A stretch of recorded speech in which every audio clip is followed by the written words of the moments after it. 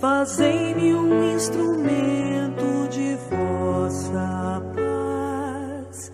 Onde houver ódio, que eu leve o amor.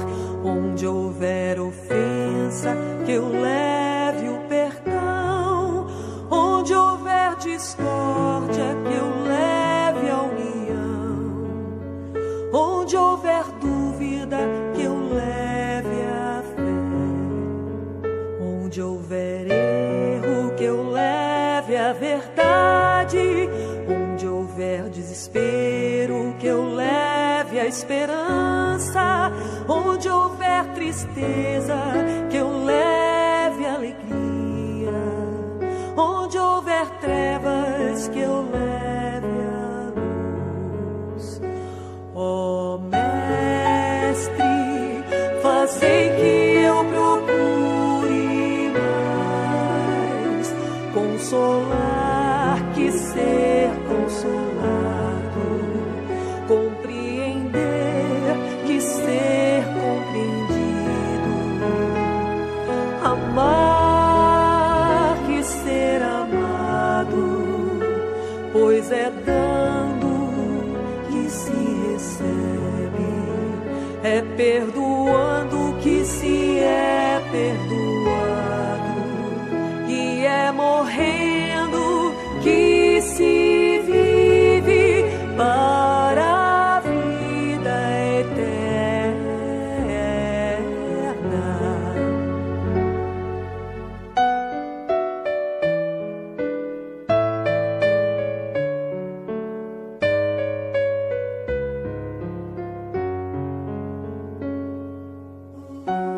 Senhor,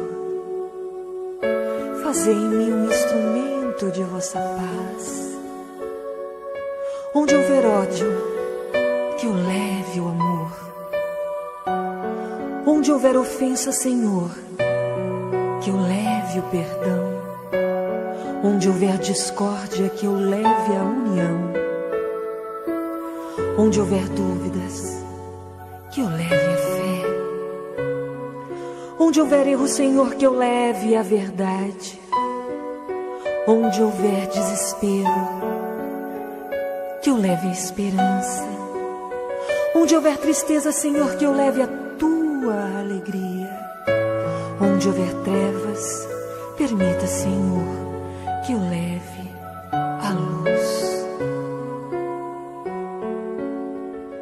Ó Mestre, fazei que eu procure mais consolar que ser consolado, compreender que ser compreendido, amar que ser amado, pois é dando que se recebe, é perdoando que se é perdoado, e é morrendo que se vive para a vida eterna.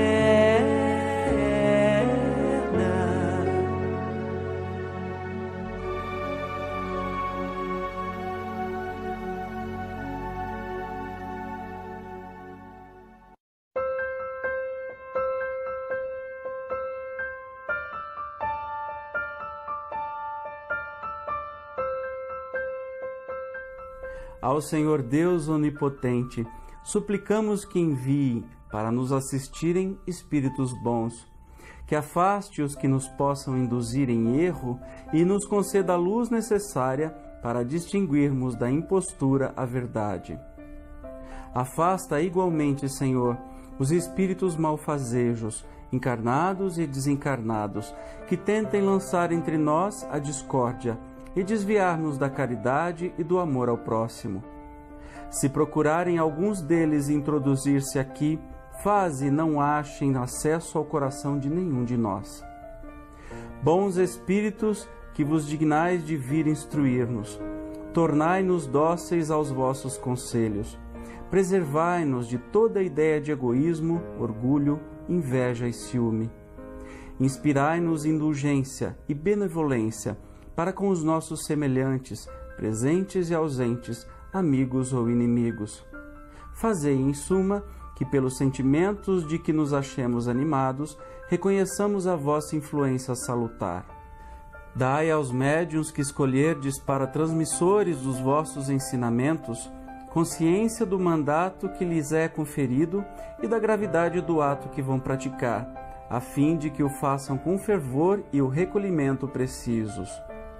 Se em nossa reunião estiverem pessoas que tenham vindo impelidas por sentimentos outros, que não os do bem, abri-lhes os olhos à luz e perdoai-lhes, como nós lhes perdoamos se trouxerem malévolas intenções. Pedimos especialmente ao nosso guia espiritual que nos assista e por nós vele.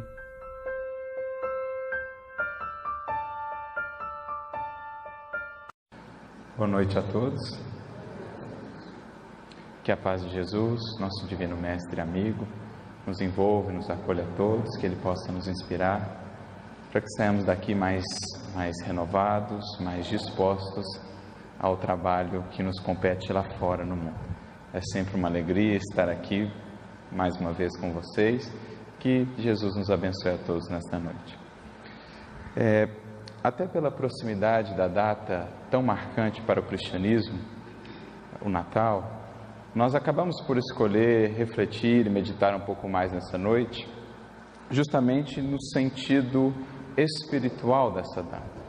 Sabemos que esta época do ano é uma época marcada por mais generosidade, por mais fraternidade, pela simples lembrança de Jesus que perpassa o maior número de mentes e de corações. Nós como que já conseguimos sentir uma aura mais branda e mais suave a nos envolver, embora todas as lutas e todas as dores do processo de transição pelo qual temos passado. É uma época também de celebrações, de presentes, de estar em família, enfim, de relembrarmos a vida de Jesus. Mas para além da data festiva em si, para além da data comercial, é sempre uma oportunidade, esta época do ano, de refletirmos sobre um sentido mais profundo do Natal, de nos relembrarmos do próprio Mestre e da sua mensagem, como também do compromisso que nós assumimos com Ele, do compromisso a que nós nos dispusemos quando adentramos nas fileiras do Consolador prometido e, por conseguinte, do próprio cristianismo, sendo o Espiritismo o cristianismo redivivo. Dirá o Chico, falando acerca do Natal no Pinga Fogo, que o Natal é a oportunidade de reafirmarmos o nosso compromisso de cristianização de nós mesmos. E é nesse sentido que nós gostaríamos de refletir nesta noite, aproveitando para irmos além um pouco da data como ela é vista do ponto de vista terreno apenas, para adentrarmos em sentidos mais profundos e que possam agregar a nós ou nos estimular a novas conquistas e a novas realizações. E quem irá nos ajudar nesse processo é o benfeitor Humberto de Campos, o irmão X, em uma mensagem sua muito interessante no livro Pontos e Contos, capítulo 37. Das várias perspectivas que nós temos sobre o Natal, pelos benfeitores que nos trouxeram mensagens através do Chico, das que pude ler até hoje, essa é uma das mais interessantes pela sua abordagem. Dirá Humberto de Campos que não é nenhuma abordagem sua, ele simplesmente serviu de repórter, de porta-voz, para uma abordagem que ele ouviu, que ele pôde acompanhar no mundo espiritual, quando um espírito mais elevado veio lhes esclarecer, lhes abrir novos horizontes quanto ao Natal. Por isso a mensagem se chama Natal Simbólico. Àqueles que depois quiserem rever, fica a nossa sugestão, porque ela realmente vai mais fundo no entendimento do Natal, mais ou menos como somos convidados a fazer também com o Evangelho. Não nos detendo no Evangelho ou nas passagens, nas lições que lemos do Evangelho apenas no aspecto histórico, apenas como a narrativa de um fato. Tudo que lá está no Evangelho, sejam as falas ou as lições de Jesus, como também qualquer acontecimento ou qualquer gesto, está profundamente revestido de um significado simbólico e espiritual. É isso que Emmanuel nos fala e mais do que isso, É isso que ele nos ensina com as suas mensagens, ajudando-nos a interpretar os ensinamentos de Jesus. Então, até mesmo os gestos, até mesmo os acontecimentos que nos pareçam mais singelos, têm uma significação profunda. É isso que Emmanuel nos ensinou e tantos outros trabalhadores dessa seara, seu Honório Onofre de Abreu, por exemplo, com um estudo minucioso, aprofundado do Evangelho, ajudando-nos a ir para além dos véus da letra, identificando realmente o Espírito que alimenta a nossa alma. E não é diferente com os acontecimentos em torno do Natal ou do nascimento de Jesus. Para além daqueles acontecimentos singelos, que por si só nos trazem profundas lições de humildade, de singeleza, de simplicidade, de esperança, para além disso, há uma perspectiva para a qual podemos olhar para o Natal que nos interessa muito. Porque é uma perspectiva em que esse Natal agora vai ser enxergado não somente como acontecimento histórico, mas como algo a acontecer dentro de mim. E é aí que o estudo do Evangelho ganha realmente uma dimensão importante e fundamental para nós. Quando ele deixa de ser enxergado somente como algo que aconteceu lá fora, com outras pessoas há muito tempo, e passa a ser algo que acontece agora comigo no meu mundo interior. Aí o Evangelho de fato ganha vida na minha vida. E toda passagem do Evangelho assim pode ser lida. Pode ser lida numa perspectiva exterior, como um acontecimento relativo ao mundo, à humanidade de um modo em geral, mas pode ser lido pelo viés ou pela perspectiva do meu mundo interior. Nesse caso, por exemplo, os personagens que eu vejo no Evangelho são personagens que vivem em mim, inclusive o próprio Cristo, na figura do potencial crístico que todos nós trazemos e que um dia desenvolveremos. Um Simão Pedro estará em mim, na forma ainda da minha impaciência, do meu orgulho para com as outras pessoas. Um Saulo de Tarso ainda estará em mim, na forma da minha intolerância, da minha intransigência para com as outras pessoas. Um João evangelista, que era dos apóstolos o mais novo e o mais impetuoso, juntamente com seu irmão, Tiago Maior, também estará em mim, com o ímpeto da juventude, aquela força que muitas vezes ultrapassa um pouquinho, excede-se um pouquinho, como por exemplo, quando ele quis fazer com que caísse fogo sobre os samaritanos, que não os receberam. Era o ímpeto da juventude, enfim. Então aqueles personagens moram em mim, Madalena e todos os outros. Essa é a perspectiva que Humberto de Campos, Irmão X, vai nos trazer numa nova leitura do Natal. Por isso ele intitula a mensagem Natal Simbólico. E ele começa dizendo assim: a mensagem será aí a nossa condutora nessa noite. Que ele estava no mundo espiritual, um ambiente de harmonia, de paz, quando o benfeitor que lhes trazia a lição disse: cada espírito é um mundo no qual o Cristo deve nascer.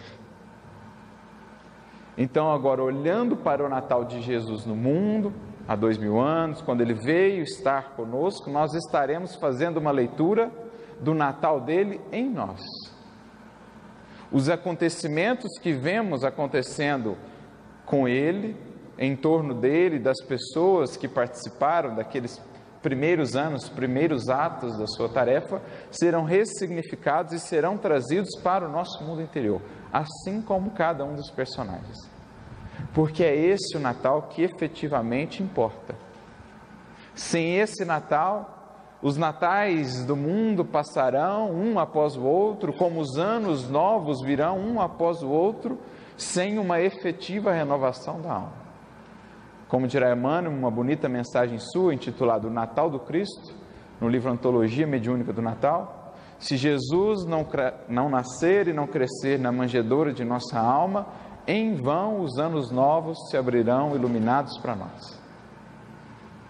Porque não saberemos aproveitá-los. Todo ano que chega vem repleto de recursos e de oportunidades. Todo ano novo que chega pode e deveria ser um ano bom, porque Deus sempre envia os recursos para que todo ano seja um ano bom. A questão é o nosso aproveitamento. E é por isso que ele diz, se Jesus não nascer e crescer em nós, em vão anos novos, oportunidades novas, encarnações novas virão, porque estaremos sendo os mesmos, incapazes ainda de enxergar todos os recursos que Deus coloca em nossos passos para nos auxiliar e para nos impulsionar na senda da evolução. Então agora ele já dá o tom.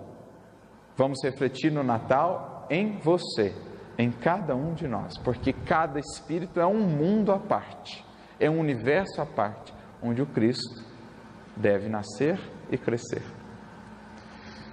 Fora loucura esperar a reforma do mundo sem o homem reformado.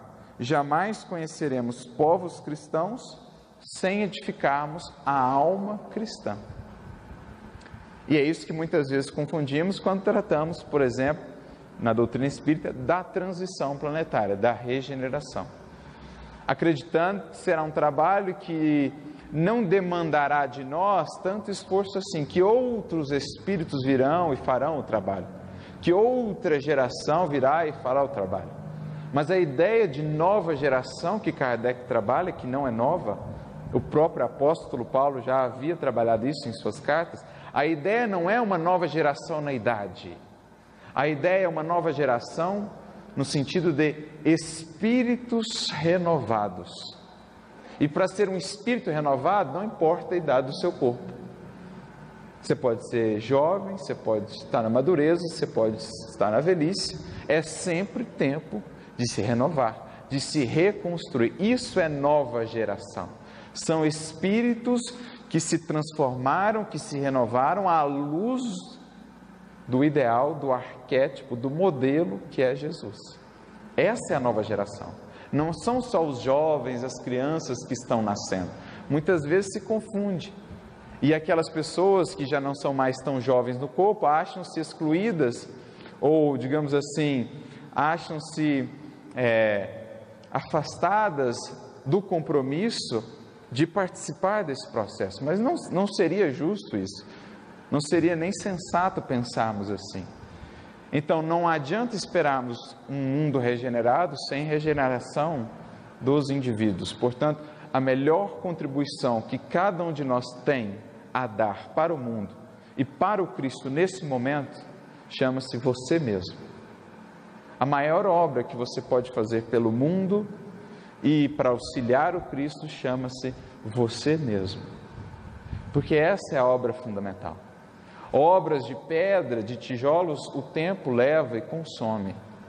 Obras exteriores são alteradas. Do pó vieram e ao pó retornam.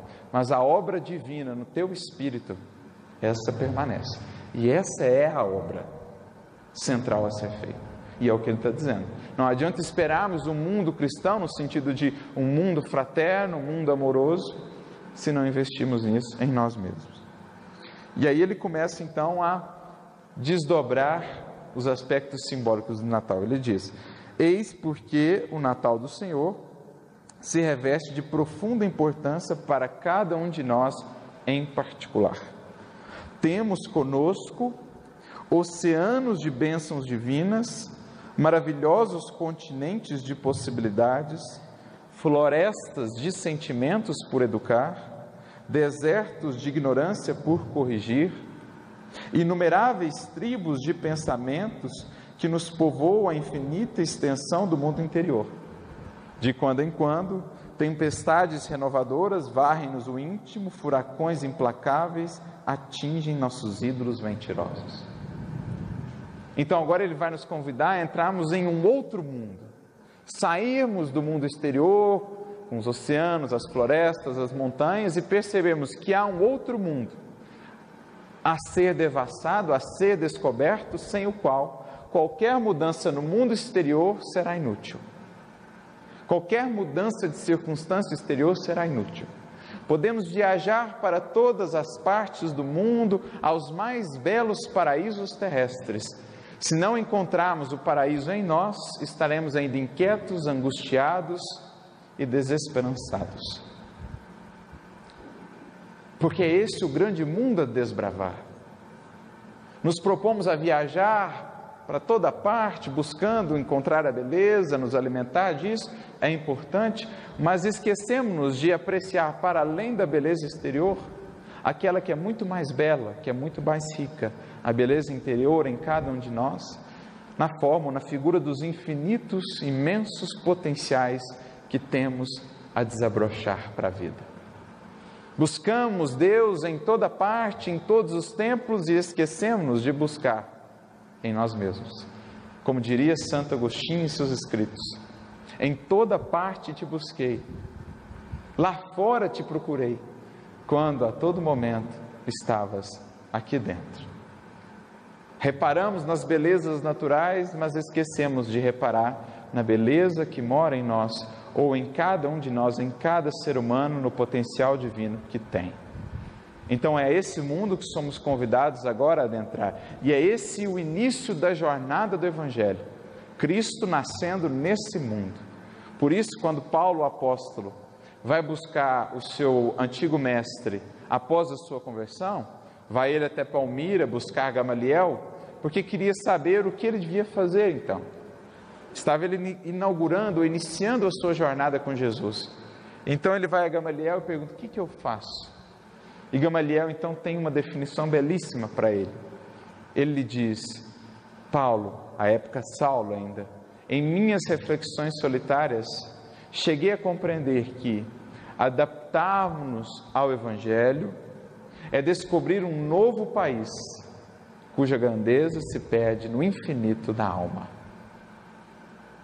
Então, adaptarmos-nos ao Evangelho é entrar nesse país, nesse mundo infinito, grandioso, porém, para a grande maioria de nós, ainda desconhecido. Buscando essas tribos de pensamentos a serem transformados, essas florestas de sentimentos a serem educados, esses oceanos de potenciais a serem trabalhados. Isso é inaugurar a jornada do Evangelho. É abrir espaço, enfim, para o Natal, o nascimento do Cristo em nós. Por isso ele começa com essa perspectiva. Quantas vezes, acrescenta ele, o interesse egoístico foi o nosso perverso inspirador. Examinando a movimentação de nossas ideias próprias, verificamos que todo princípio nobre serviu de precursor ao conhecimento inicial do Cristo. Então agora ele começa a fazer os paralelos, o que aconteceu no mundo exterior com o que acontece no mundo interior. Então o que aconteceu no mundo exterior? Tivemos aqueles que foram os precursores do Cristo, espíritos que vieram em todos os povos e culturas, trazendo uma parte da mensagem a fim de preparar o terreno para a vinda dele, o grande mensageiro. Então 500 anos antes de Jesus, numa sincronia aparentemente aleatória, mas que não é, porque há um planejamento em tudo isso, 500 anos antes do Cristo, nós temos Sócrates na Grécia, Buda no Nepal e Confúcio na China. 3 dos maiores mestres que encarnam quase ao mesmo tempo, 500 anos antes de Jesus, para dar alguns fundamentos, algumas bases, para depois a vinda do próprio mestre. Então são os precursores. O que ele está dizendo aqui é que nós também temos os precursores. Antes de fato entrarmos num contato mais profundo com Jesus, tivemos aqueles que nos trouxeram princípios nobres. Já ouvimos falar de alguns pensadores, de alguns mestres, de alguns filósofos que foram aos poucos preparando o nosso coração para o advento um dia do Evangelho. A expressão mais profunda, mais pura da lei divina na vivência que Jesus nos exemplificou. Então nós tivemos também os nossos precursores, aqueles que aos poucos foram nos orientando, nos preparando para um dia estarmos mais aptos a entender e acolher Jesus, os precursores. E aí ele começa desdobrando, né? Ele prossegue desdobrando. Verificou-se a vinda de Jesus numa época de recenseamento. Então estava tendo um recenseamento na região da Judéia, Davi havia se dirigido a Belém, sua cidade natal, para participar do recenseamento. Esse é o fato, o acontecimento exterior. Mas o que isso representa no nosso mundo exterior? Agora ele explica. Alcançamos a transformação essencial justamente em fase de contas espirituais com a nossa própria consciência, seja pela dor ou pela madureza de raciocínio.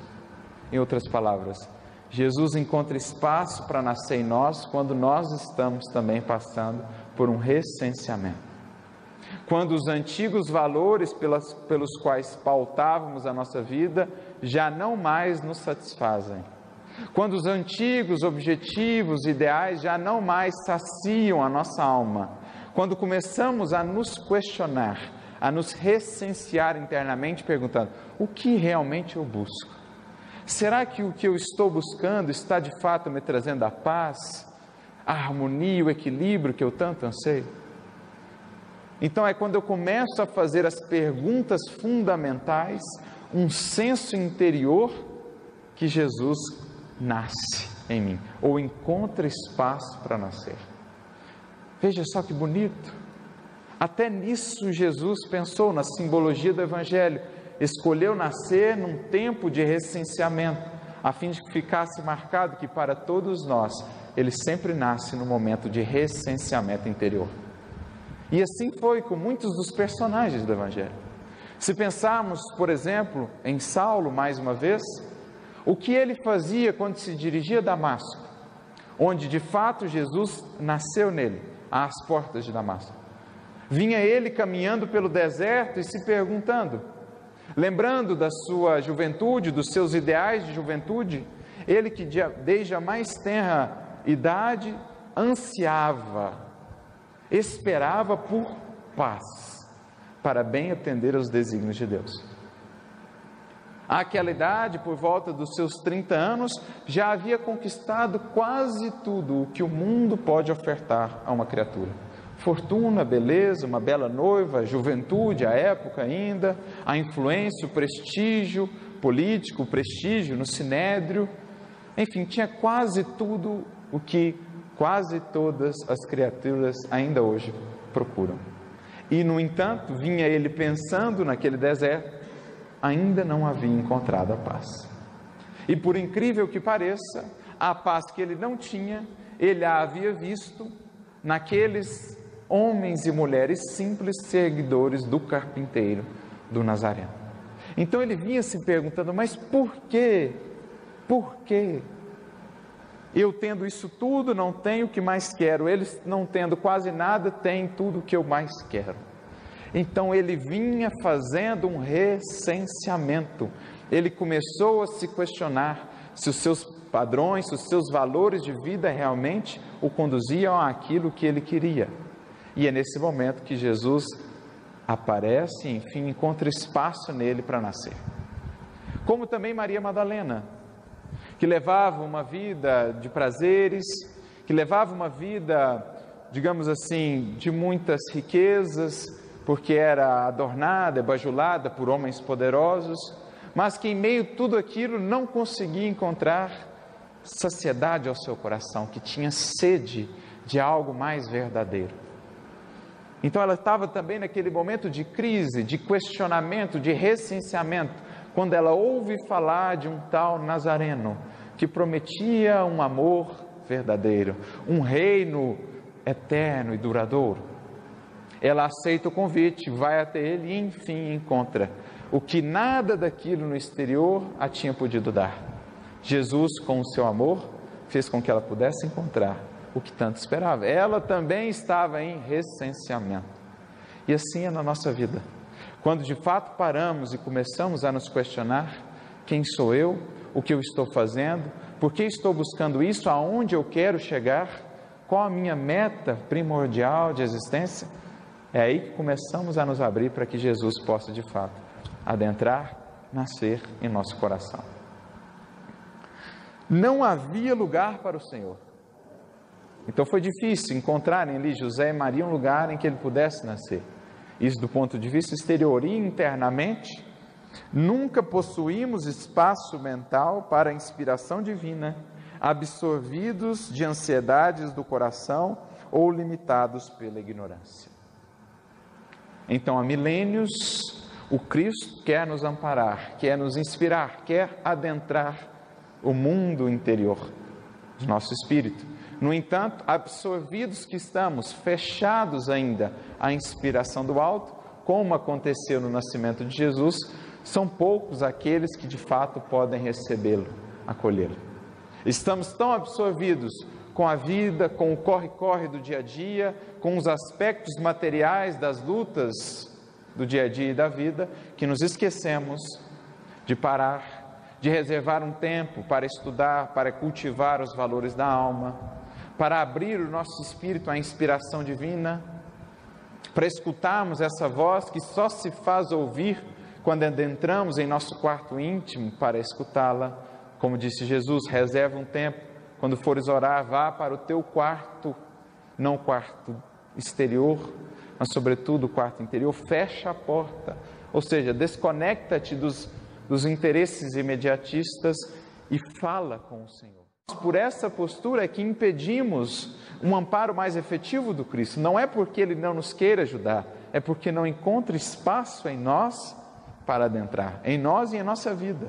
Estamos tão cheios da materialidade que não há espaço para espiritualidade.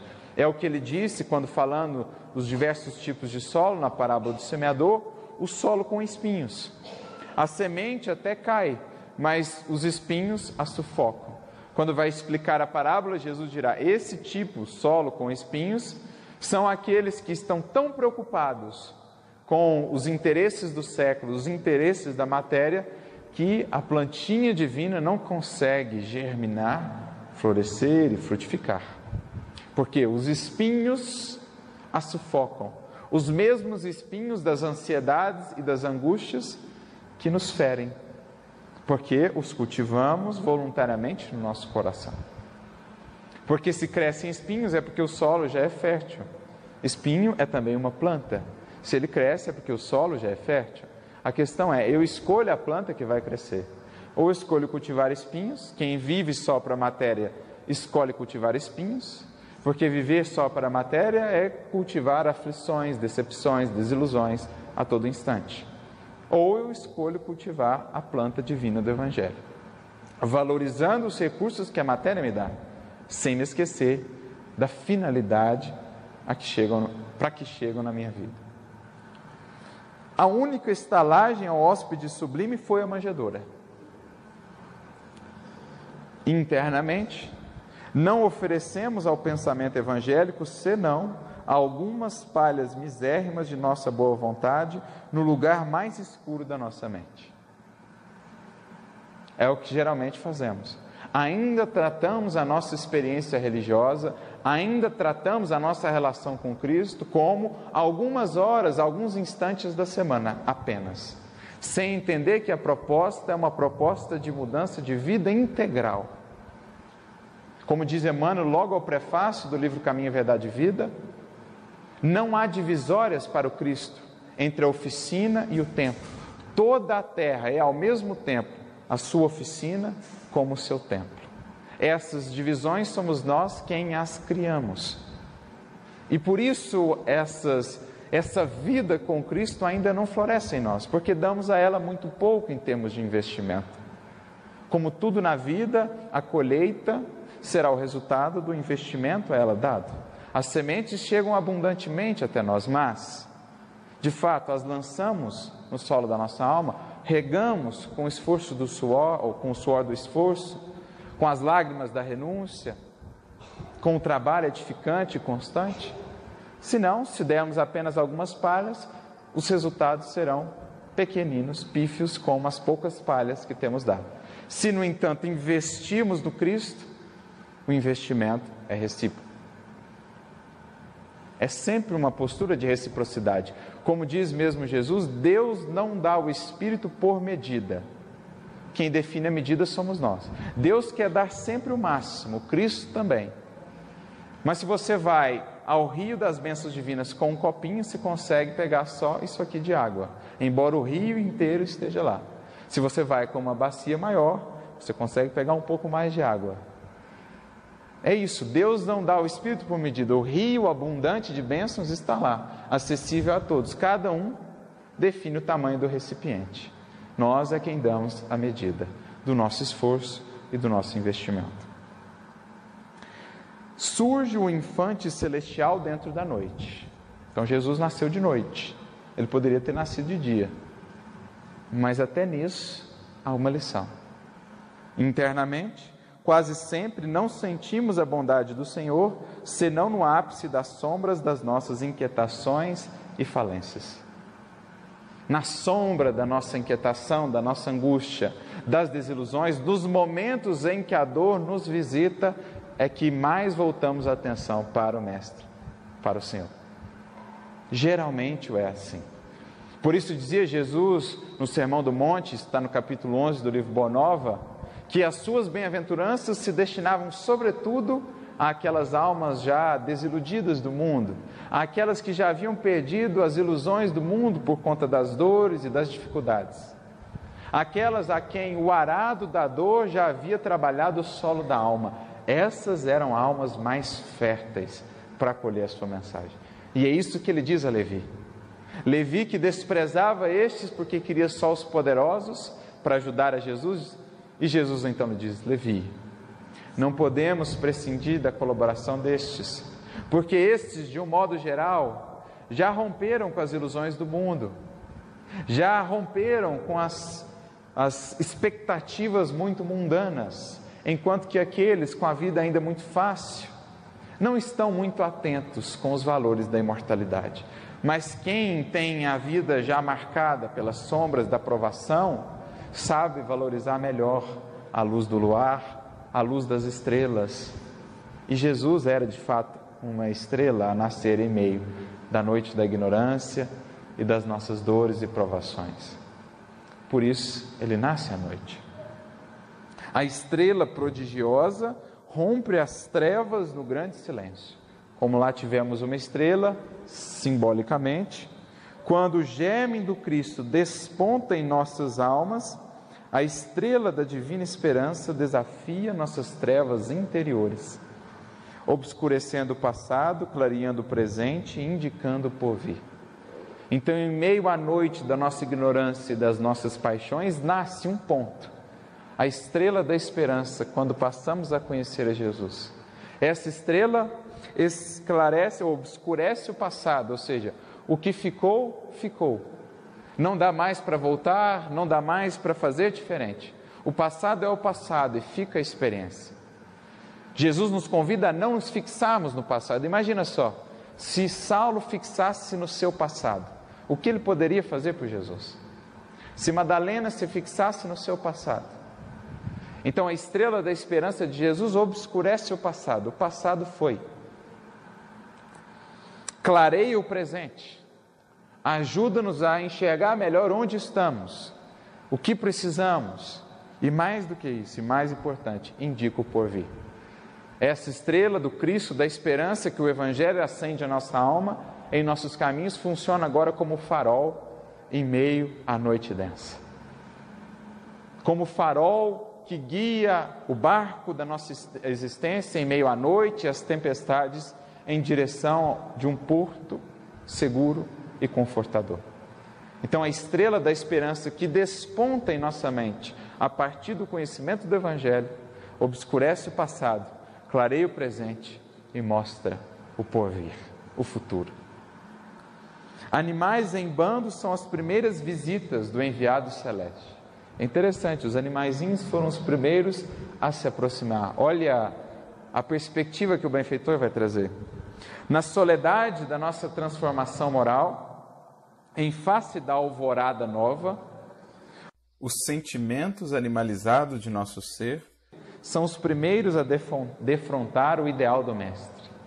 Então aquela luz nova que nasce em nós atrai primeiramente os nossos sentimentos animalizados, as nossas paixões a serem transformadas, como vemos lá na questão 907, 908 do Livro dos Espíritos, quando Kardec e os Espíritos vão falar sobre as paixões e vão compará-las a um corcel.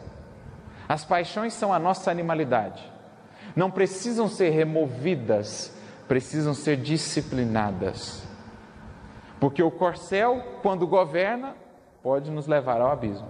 Porém, quando é governado, é o que nos dá a força para fazer o trabalho que precisamos. Por isso, dirão os Espíritos a Kardec, As paixões não são más em si mesmas, são um problema quando passam a governar.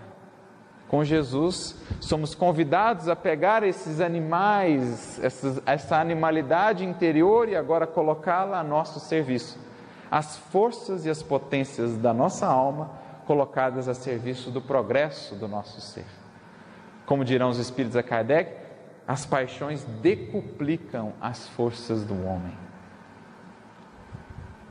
Então, o nosso corcel precisa aproximar-se do Cristo a fim de ser domesticado, para estar agora a serviço do progresso espiritual.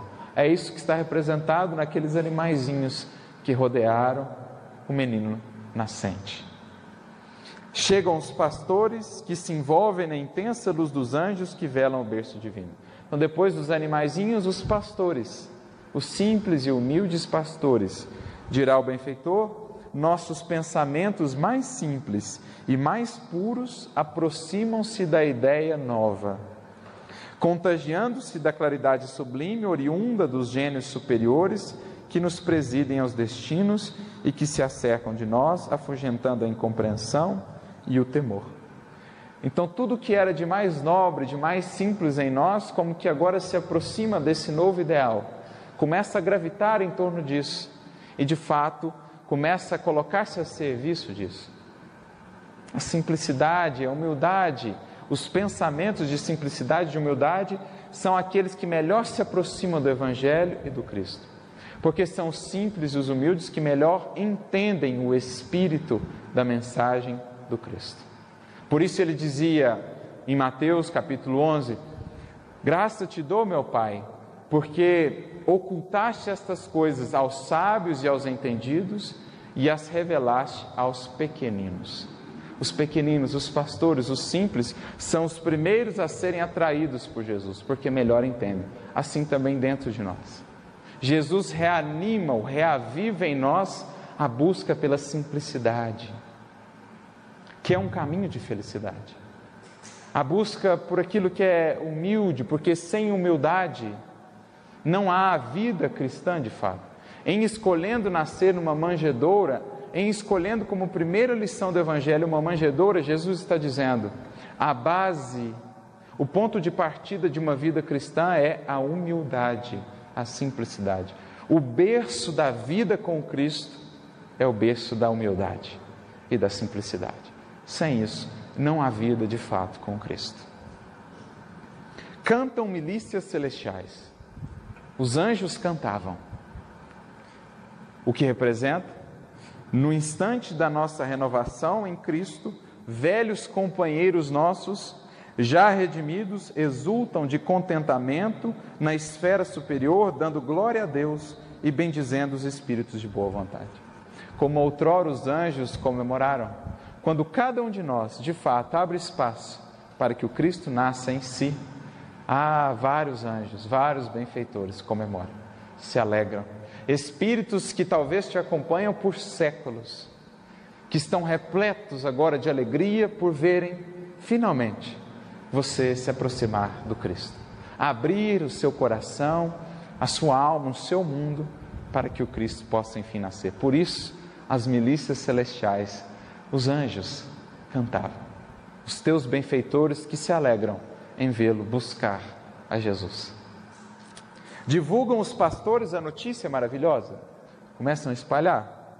Nossos pensamentos, felicitados pelo impulso criador de Jesus, comunicam-se entre si, organizando-se para a vida nova. Então, nosso mundo interior é contagiado. Um simples investimento no bem, um pouco de investimento no bem, começa a nos contagiar e cada vez queremos mais fazer, mais realizar, porque a sensação de vivermos, de vibrarmos no bem, é uma sensação indescritível. É uma sensação que, uma vez experimentada, nunca mais conseguimos esquecer. Uma vez que saboreamos do doce mel do amor de Jesus, tudo mais parece amargo, perto da grandiosidade daquele sentimento. Então tudo começa a se contagiar internamente em nós, não só em nós como aos outros. Passamos a contagiar com a nossa alegria, com a nossa esperança também os outros que vivem ao nosso redor. É o que os pastores faziam ali, divulgando a mensagem. Surge a visita inesperada dos magos, o que significa, sentindo-nos a modificação, o mundo observa-nos de modo especial. Então agora o mundo passa a nos observar, mas como ele está diferente? Como ele mudou? Antes ele tinha esses valores, esses ideais. O que aconteceu com ele? O que mudou nele? Que agora ele tem outros valores, outros ideais. Ou seja, a partir do momento em que nos filiamos nas fileiras do cristianismo, passamos a ser observados por encarnados, por desencarnados. Como dizia o apóstolo Paulo, uma nuvem de testemunhas nos observa, realçando para nós o compromisso e a responsabilidade que temos com a exemplificação. Somos agora cristãos, discípulos de Jesus, e muitas vezes o evangelho que os nossos irmãos irão ler não será o dos textos, mas será aquele da nossa vida. Daí a importância, o comprometimento em de fato vivermos essa mensagem. Os servos fiéis, como Simeão é aquele que recebe ou que vê Jesus no templo com 8 dias e que diz: agora despede em paz o teu servo, Senhor, porque já os meus olhos viram a salvação. Então os servos fiéis, como Simeão, expressam grande júbilo, mas revelam apreensões justas, declarando que o menino surgira para a queda e elevação de muitos em Israel. Ele diz: este menino veio para a queda de muitos e elevação de outros. O que isso representa internamente? Acalentamos o pensamento renovador no recesso da alma para a destruição dos nossos ídolos de barro e o desenvolvimento dos germes de espiritualidade superior. Então, queda de muitas coisas e soerguimento de muitas outras. Aquilo que antes para nós era meta, era objetivo, era o aspecto central da nossa vida, cai por terra. Enquanto que aquilo que estava relegado a segundo plano soergue-se, eleva-se a um patamar superior. Vamos abandonando os antigos deuses que cultuávamos, os ídolos de barro, para cultuar efetivamente ao Criador. Como Jesus disse à mulher samaritana. Ele usa a palavra, ou a tradução normalmente coloca maridos, já tiveste muitos maridos, mas a palavra que Jesus usa é Baal, ou no plural, Baalim, que significa deuses. Jesus, na verdade, dizia à samaritana, que é um símbolo da alma humana: já tiveste muitos deuses, mas até agora não encontrou a paz que só nasce da comunhão com o verdadeiro Criador. Já tiveste muitos deuses. Uma hora o Deus do dinheiro que adoramos, outra hora o Deus da fama, outra hora o Deus do prazer. Todos esses deuses caem por terra e passamos então a buscar a verdadeira adoração ao Deus Criador. Ferido na vaidade e na ambição, Herodes determina a morte do pequenino emissário. Então Herodes, quando sabe que ele havia nascido, já procura meios de eliminá-lo. A ignorância que nos governa desde muitos milênios trabalha contra a ideia redentora, movimentando todas as possibilidades ao seu alcance. Então Herodes é o símbolo do egoísmo e do orgulho que ainda imperam em nosso mundo interior e que vão fazer de tudo para matar a ideia nascente da Boa Nova. Por isso dirá Jesus: eu não vim trazer paz, mas a divisão. Inicia-se então uma grande luta interior, como dirá Emmanuel, contra a aspiração bruxuleante do bem. Como uma pequenina vela, nós temos milênios de sombra a vencer. E essa sombra tudo fará para apagar a pequenina vela que começa a acender. Por isso fala-nos Jesus dessa divisão, dessa espada que ele veio trazer. Não uma espada de luta com os outros, mas a espada da luta interior. Por isso fala-nos tanto Paulo, que passou por esse processo do bom combate. Não o combate com os outros, mas o grande combate interior a ser travado. Entre os velhos hábitos infelizes, entre as velhas paixões inferiores e os novos ideais que estão por nascer. Todos nós enfrentaremos essa multidão a resistir-nos internamente. Quando Zaqueu quis ir em direção a Jesus, encontrou uma multidão a bloqueá-lo. Quando a mulher hemorroísta quis ir em direção a Jesus, encontrou uma multidão a bloqueá-la. Quando o cego de Jericó quis ir em direção a Jesus, encontrou uma multidão a impedi-lo. Essa multidão é o símbolo da multidão de pensamentos e sentimentos que tentarão nos impedir de chegar a Jesus. Conserva-se Jesus na casa simples de Nazaré. Jesus passa a infância na casa simples de Nazaré, a nos dar uma lição. Qual lição? Nunca poderemos fornecer testemunho à humanidade antes de fazê-lo junto dos nossos, elevando o espírito do grupo a que Deus nos conduziu. Quer começar a servir Jesus? Começa pelos mais próximos dos próximos. E aqui eu me recordo do endemoniado de Gerazeno, narrado no capítulo 5 do Evangelho de Marcos. Quando ele foi curado por Jesus, ele se propôs a segui-lo. Queria largar tudo para seguir a Jesus. Então Jesus lhe diz: não, volta para os teus e anuncia quão grandes coisas o Senhor te fez e como teve misericórdia de ti. Em outras palavras, quer me seguir? Começa pela sua casa. Começa pelos mais próximos. Porque não estás ali por acaso, não estás junto deles por acaso. Sem testemunhar junto deles, não conseguirás testemunhar junto ao mundo. Sem construir a paz entre quatro paredes, não conseguirás ser um pacificador do mundo. Por isso diria Madre Teresa de Calcutá: quer ajudar a humanidade? Volte para a sua casa e ame a sua família. Não que não devamos fazer o trabalho lá fora, não que não devamos estender esse amparo para além das paredes de nossa casa, mas muitas vezes queremos estender para além das paredes sem antes fazê-lo nas paredes de casa. É o que Jesus exemplificou vivendo na casa simples de Nazaré até o início da sua missão pública. E já encaminhando-se para o final, prossegue o benfeitor: trabalha o pequeno embaixador numa carpintaria. Então pensa só, o governador espiritual do orbe, aquele que detém o cetro da governança do nosso planeta, ao encarnar, não tirou férias, não deixou de trabalhar. Foi a uma carpintaria para exemplificar o quê? Em toda a realização superior, não poderemos desdenhar o esforço próprio.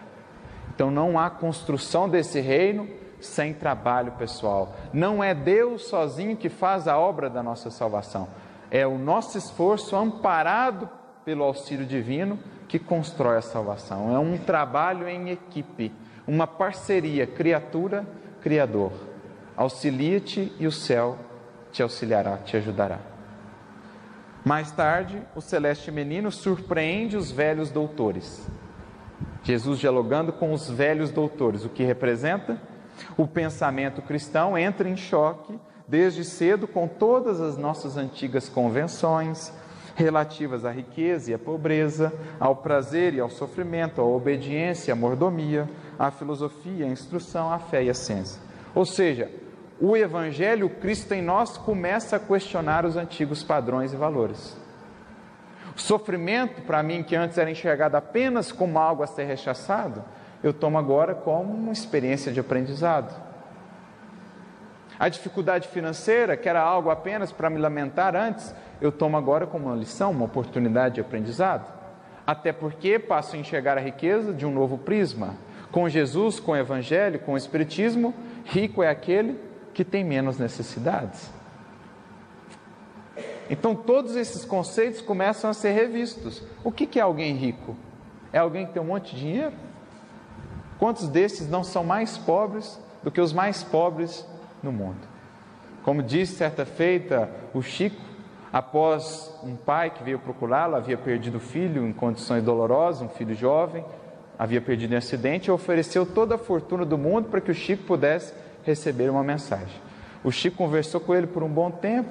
Ao final, quando ele saiu, um amigo chegou e perguntou: nossa, Chico, mas esse homem é um dos homens mais ricos do Brasil. Ei, meu filho, ele é tão pobre, mas tão pobre que ele só tem dinheiro. O que é riqueza?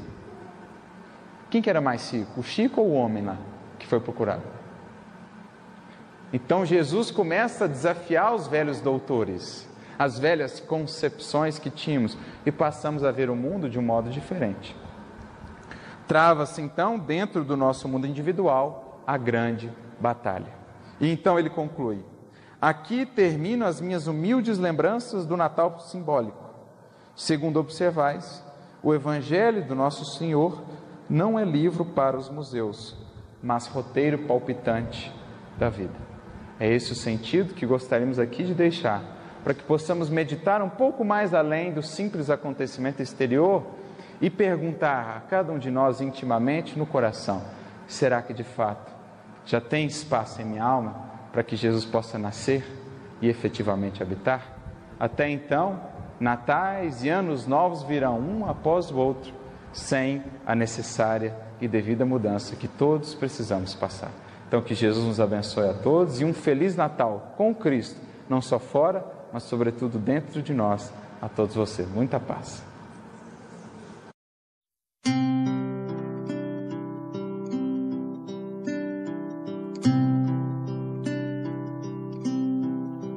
Ouço Deus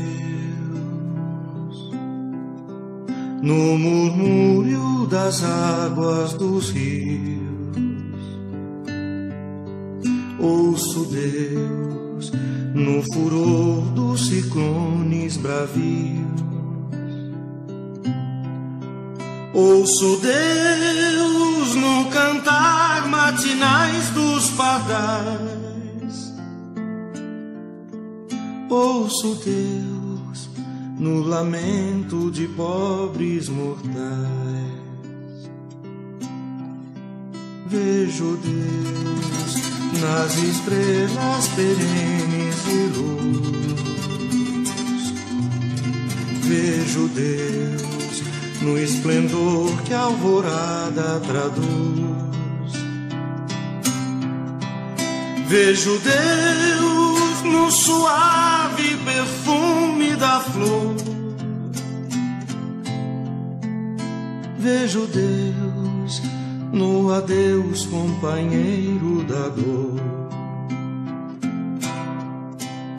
Sinto Deus na saudade que evoca a lembrança. Sinto Deus no morrer de febris esperanças. Sinto Deus na tristeza de ver-te partir. Sinto Deus na tua volta, irmão, a sorrir. Ouço Deus no murmúrio das águas dos rios. Vejo Deus no furor de ciclones bravios. Sinto Deus no cantar matinais dos pardais. Ouço Deus no lamento de pobres mortais.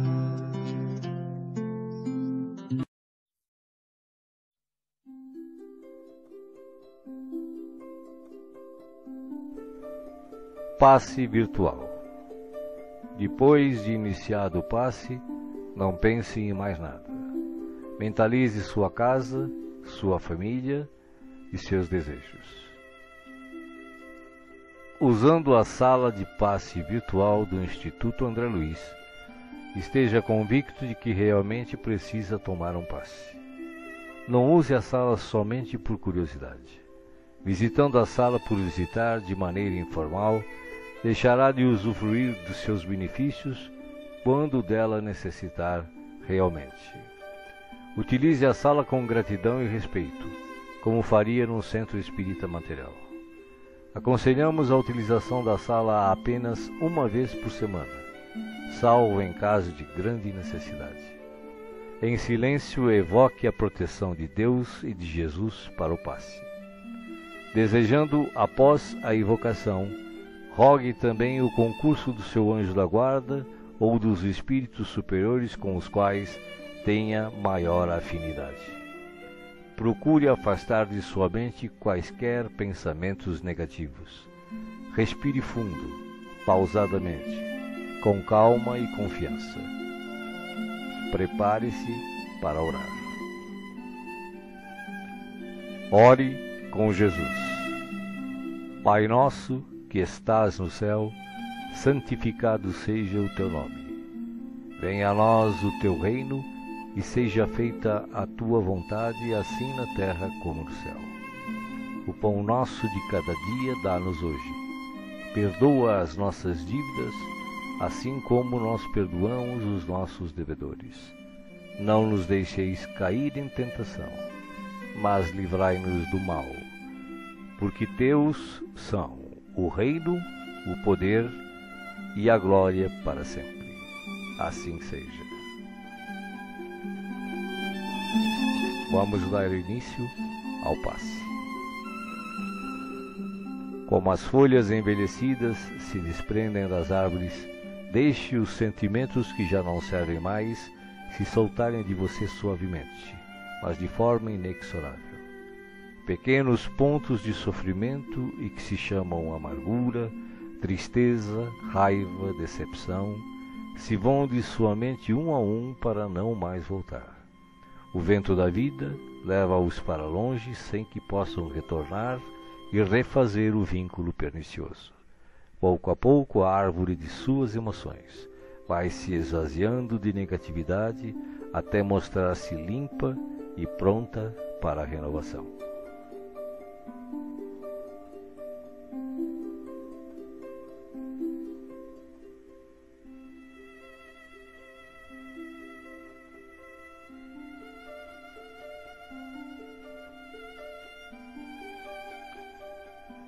Sentindo-se leve, sem o peso das folhas mortas que se desprenderam e se foram, você recebe agora suavemente sobre o corpo e a alma a água da vida que cai em abundância dos céus. Esta água limpa, higieniza, purifica, desobstrui e tonifica todas as células do seu ser. Nada fica fora da sua ação renovadora. Ao tempo que limpa e hidrata o corpo, o líquido cristalino descedenta o espírito, aplacando a aflição, a ansiedade e a inquietação. Há em seu coração agora uma sensação de calma, limpeza e bem-estar.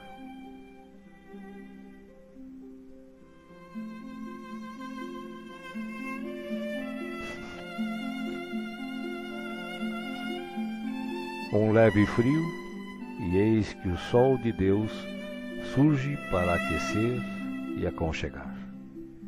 Os raios cariciosos penetram-no por inteiro, aquecendo-o ternamente qual materno abraço, proporcionando conforto e segurança ao coração. Neste momento, o amor maior aquece o seu ser, afastando o gelo de toda e qualquer aflição.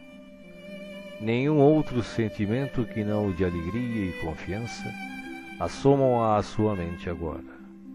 Você está em paz, envolvido pelo calor que o protege.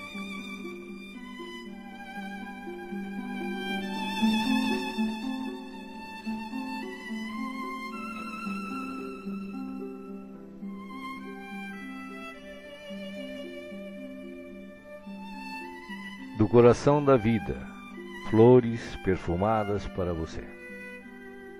De alma grata e feliz, recolha as pétalas coloridas que penetram o seu ser e restauram sentimentos e emoções. Felicidade, esperança, fé, coragem e determinação passam a significar novamente vontade de viver. Mas além do perfume e da cor, a natureza neste momento lhe envia o que possui de melhor, a capacidade infinita de restaurar-se em sublime beleza, ainda quando os golpes do mal parecem decretar-lhe o fim.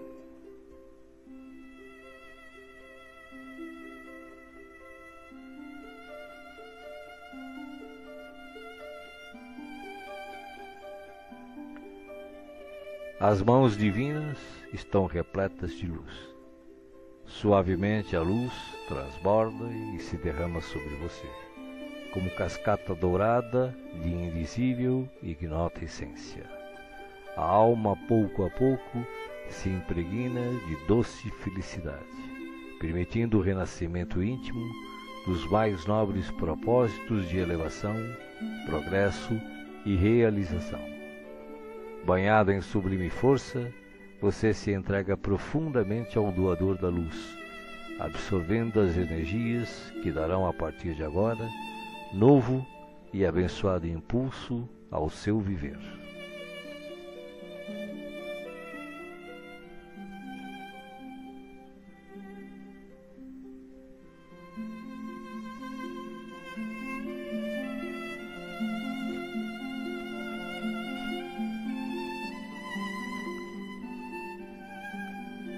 Sinta agora à sua volta a presença de Jesus, que te pergunta: me chamastes?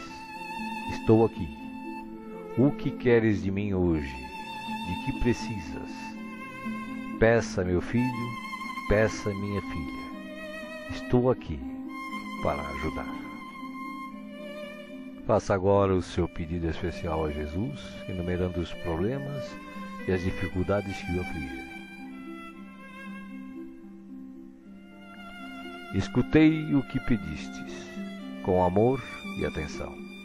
Agora, conto com a tua fé, a tua confiança em mim, para a solução dos teus problemas. Vai em paz. Te acompanharei com os olhos, não te perderei. Creia em Deus, creia também em mim. Estarei com você todos os dias, até o fim. Seja feliz. Deixo-vos a paz, a minha paz vos dou. Não vou-la dou como o mundo a dá. Não se turbe o vosso coração. Crede em Deus, crede também em mim. Não se turbe o vosso coração, nem se atemorize. Eu sou o caminho e a verdade e a vida. Ninguém vai ao Pai a não ser por mim. Os bons espíritos, os espíritos puros e as falanges de luz também enviam a você agora as melhores emanações de paz, saúde, alegria e refazimento, do mais altos desde as mais belas cidades espirituais até a morada dos anjos, em uníssono com o Criador, uma radiosa luz o envolve plenamente.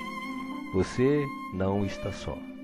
O universo inteiro pulsa o amor de que se constitui, e este amor quer tocá-lo agora, em toda a sua plenitude, para que os problemas, as dores, as enfermidades e as dificuldades em geral sejam afastadas em favor da sua paz e renovação. Você está recebendo vida, vida em abundância. Guarde-a no coração.